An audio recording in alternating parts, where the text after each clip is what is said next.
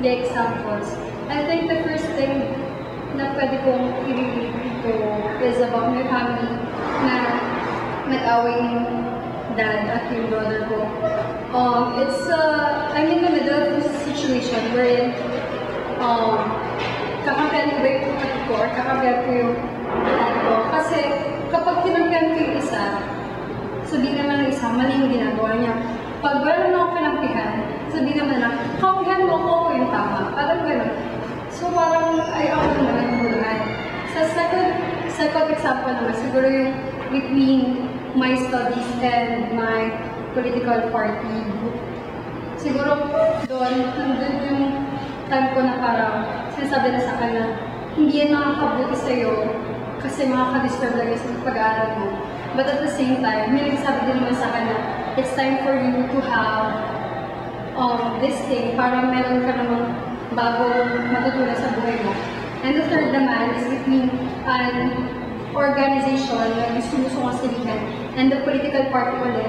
Kasi siguro may time na kailangan mo isakripisyo ka isa para makapunta ka dito sa isang org na to. Kasi ang problema sa kanilang dalawa, hindi sila pwedeng sabay. Kasi pareha silang bawal na grupo na dapat kung dito ka lang, dito ka lang. So you have to make a choice. Your mom can be this year. How can we technically in some early example, well, makikita naman doon na the best way is not to improve, but keep doing it.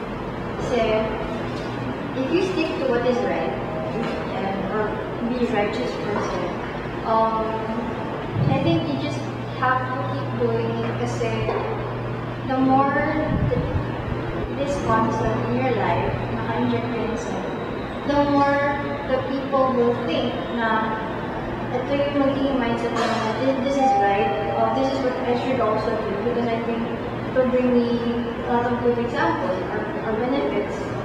So yun. Imagine what you know. So yun, sa akin, ganun pa din. Siguro depende pa rin sa situation. Kasi may mga bagay naman na masama sa iba, o buti naman sa akin.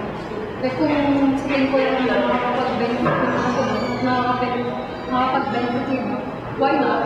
So, depende pa din.